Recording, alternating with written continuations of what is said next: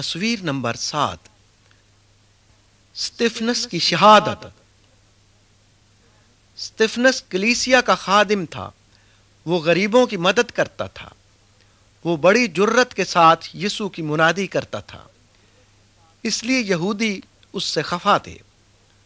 وہ اسے پکڑ کر عدالت میں لے گئے اور اس پر کفر بکنے کا الزام لگایا۔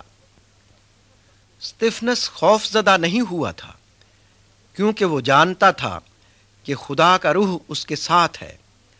سٹیفنس نے ان یہودیوں کو بتایا کہ تم نے ہی یسوع کو مصلوب کیا، حالانکہ وہ خدا کی طرف سے روحانی زندگی لے کر آیا تھا۔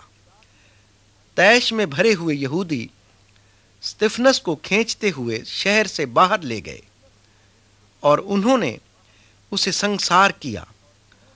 ان کا ایک سردار پولس ان کی حمایت میں قریب کھڑا تھا۔ بدکار لوگ آج بھی خدا کے لوگوں کی مخالفت کرتے ہیں، لیکن خدا کا روح موت تک ان کا ساتھ نہیں چھوڑتا۔ تصویر نمبر 8 اتھوپیا کا مسافر۔ فلپس نے سامریا میں جا کر لوگوں کو یسوع کے بارے میں بتایا اور بہت سے لوگ سن کر اس پر ایمان لائے۔ تب خدا نے فلپس کو ایک ویران مقام پر پہنچنے کے لیے کہا۔ اتھوپیا کے ملک کا ایک اہم شخص صحرائی راستے سے ہوتا ہوا وہاں پہنچا۔ وہ اپنے رتھ میں سوار خدا کا کلام پڑھ رہا تھا۔ کتاب میں ایک ایسے شخص کے بارے میں لکھا تھا جو تمام انسانوں کی نجات کے لیے دکھ اٹھائے گا، لیکن وہ اسے سمجھ نہ سکا۔ فلپس نے اسے پڑھتے سنا تو دوڑ کر اس کے پاس گیا۔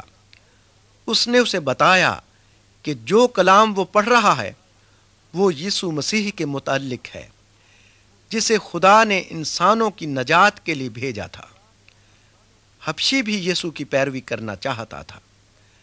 چنانچہ جب وہ اکٹھے چلے جا رہے تھے تو اس نے فلپس سے کہا، دیکھ پانی تو موجود ہے، اب مجھے بپتسمہ لینے سے کون سی چیز روک سکتی ہے؟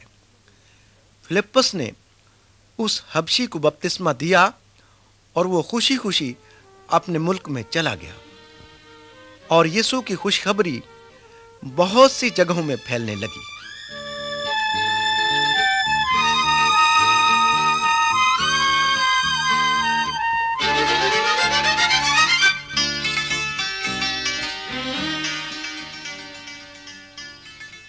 تصویر نمبر 9 پطرس کی رویا۔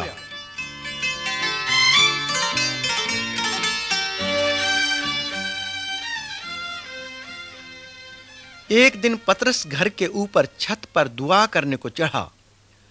وہاں اس نے خدا کی طرف سے ایک رویا دیکھی۔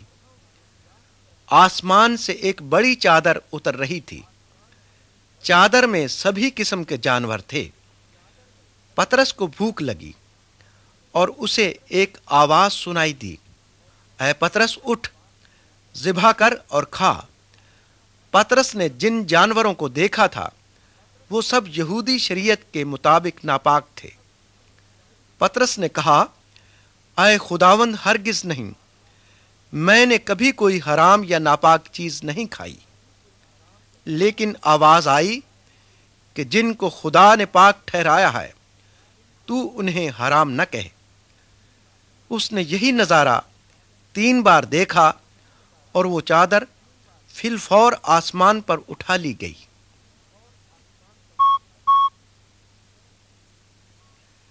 تصویر نمبر 10 پطرس اور رومی۔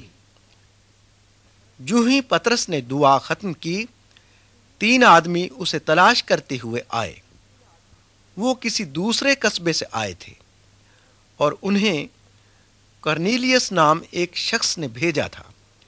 کرنیلیس ایک رومی افسر تھا جو خدا کی بڑائی کرنا چاہتا تھا۔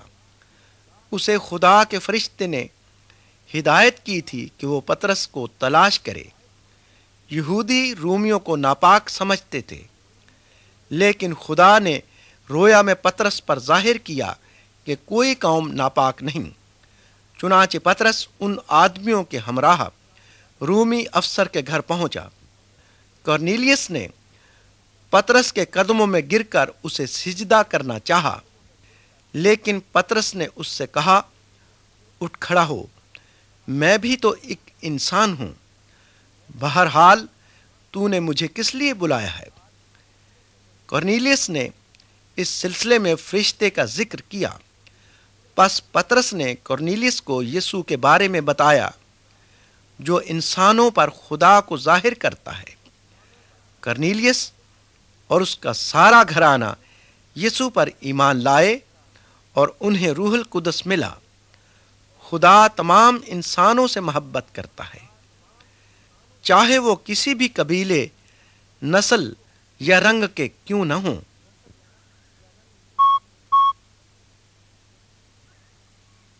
تصویر نمبر 11۔ پطرس قید خانے میں۔ ہیرودیس بادشاہ نے یروشلم کی کلیسیا کو ستانا شروع کر دیا۔ اس نے یعقوب نام ایک رسول کو قتل کروایا اور پطرس کو قید خانے میں ڈال دیا۔ ایک رات پطرس گہری نیند سو رہا تھا۔ وہ پہرے داروں کے درمیان زنجیروں سے جکڑا ہوا پڑا تھا۔ اچانک خدا کا فرشتہ ظاہر ہوا اور قید خانے میں ایک نور چمکا۔ فرشتے نے پطرس کو جگایا اور کہا، اٹھ اور میرے ساتھ چل۔ اسی لمحے پطرس کے ہاتھوں سے زنجیریں ٹوٹ کر گر پڑیں۔ وہ قید خانے میں سے فرشتے کے پیچھے پیچھے چل پڑا۔ قید خانے کا دروازہ خود بخود کھل گیا اور کسی نے انہیں نہ روکا۔ پھر فرشتہ غائب ہو گیا۔ تصویر نمبر 12۔ پطرس اور اس کے دوست۔ جب پطرس قید خانے میں تھا تو بہت سے دوست جمع ہو کر اس کے لیے دعا کر رہے تھے۔ پطرس قید خانے سے نکل کر سیدھا اس گھر میں آیا جہاں وہ سب موجود تھے۔ اس نے دروازہ کھٹکھٹایا تو ایک لونڈی دروازے پر آئی، لیکن وہ پطرس کی آواز سن کر باقیوں کو بتانے کے لیے دوڑی۔ باہر پطرس کھڑا ہے۔ انہوں نے اس سے کہا، تو دیوانی ہو گئی ہے۔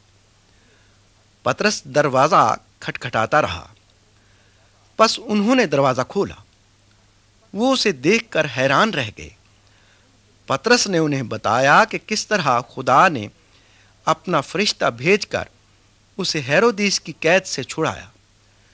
خدا اپنی کلیسیا کی دعائیں سنتا ہے۔ یسوع نے کہا، جہاں 2 یا 3 میرے نام میں اکٹھے ہوں گے، میں ان کے درمیان حاضر ہوں گا۔ جس طرح سے خدا کا پاک روح ابتدائی کلیسیا کے ساتھ تھا، اسی طرح اب بھی وہ ان سب کے ساتھ ہے جو یسوع کی پیروی کرتے ہیں۔